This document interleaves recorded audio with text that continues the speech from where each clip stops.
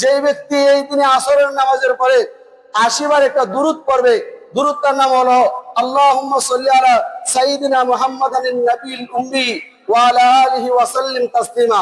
যেই ব্যক্তি জুমার দিন এই দুরূদে খানা যা আসরের নামাজের পর আসরের নামাজ শেষ করে তাসবিহ তাহলিল শেষ করে যখন সবাই মসজিদ থেকে চলে যায় অথবা নিজ স্থানে নিজে বসে যখন আল্লাহুম্মা সাল্লি আলা সাইয়্যিদিনা মাওলানা মুহাম্মদ ওয়া আলা আলিহি ওয়া সাল্লিম তাসলিমা পড়ে, আল্লাহ সুবহানাহু ওয়া তাআলা তার 80 বছরের গুনাহ মাফ করে দেন।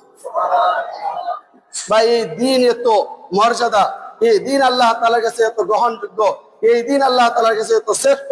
ভাই, কিভাবে এই দিনটা আল্লাহ তাআলার মনোনীত দিন, সপ্তাহের পাপ মোচন করার বান্দার একটা শ্রেষ্ঠ সময়। আল্লাহ পাক রব্বুল আলামিন বান্দাকে মাফ করে দেওয়ার জন্য, আল্লাহ পাক রব্বুল আলামিন বান্দাকে ইজ্জত দেওয়ার জন্য, আল্লাহ পাক রব্বুল আলামিন বান্দাকে নিজে করার জন্য, নিজের করার জন্য, আল্লাহ পাক রব্বুল আলামিন বান্দাকে নিজের বন্ধু বানানোর জন্য আমাদের জন্য একটি সুপার দিন দিয়েছে। সপ্তাহের শ্রেষ্ঠ দিন হলো জুমার দিন। যে ব্যক্তি এই জুমার দিনে আইসা তার এই সপ্তাহের যত গুনাহ হয়েছে সেই পাপ মোচন করার জন্য আল্লাহ তাআলার কাছে তওবা করেন, আল্লাহ তাআলা এই তওবার বদৌলতে তার এই সপ্তাহের মধ্যে যত গুনাহ হয়েছে জুমার দিনের বদৌলতে, তওবার বদৌলতে আল্লাহ সুবহানাহু ওয়া তাআলা তার এক সপ্তাহের গুনাহ মাফ করে দেন।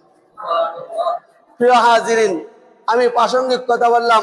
আমার তেলাওয়াত আয়াতের মধ্যে আল্লাহ পাক রব্বুল আলামিন দুনিয়ার সমস্ত ঈমানদারদেরকে বলতেছেন, ও দুনিয়ার মানুষেরা, তোমরা ইসলামের মধ্যে পরিপূর্ণভাবে প্রবেশ করো, তোমরা শয়তানের অনুসরণ করিও না, নিশ্চয়ই শয়তান তোমাদের প্রকাশ্য শত্রু। আল্লাহ পাক রব্বুল আলামিন আমাদের ঈমানদারদেরকে ঈমান জাগরণ করার জন্য, ঈমানদারদেরকে পরিপূর্ণ মুসলমান হওয়ার জন্য, ঈমানদারদেরকে পরিপূর্ণ ঈমানদার হওয়ার জন্য আল্লাহ পাক রব্বুল আলামিন আমার তেলাওয়াত আয়াতের মধ্যে বলেন, ইয়া আইয়ুহাল্লাযীনা আমানু দুখুলু ফিস-সিলমি কাফা ওয়া লা তাত্তাবিউ খুতুওয়াতিশ শাইতান ইন্নাহু লাকুম আদুউম মুবিন। হে দুনিয়ার ঈমানদারেরা, উদখুলু ফিস-সিলমি কাফা, তোমরা দুনিয়ায় ইসলামের মধ্যে পরিপূর্ণভাবে প্রবেশ করো। এই পরিপূর্ণভাবে প্রবেশ করার অর্থ হলো জামিয়া শরীয়ত, শরীয়তের সমস্ত বিধিবিধান নিজের মাঝে ফিট করিয়া, শরীয়তের সমস্ত বিধিবিধান মানিয়া, ইসলামের সমস্ত হুকুম সঠিকভাবে পালন করার জন্য ইসলামের মধ্যে পরিপূর্ণভাবে প্রবেশ করো।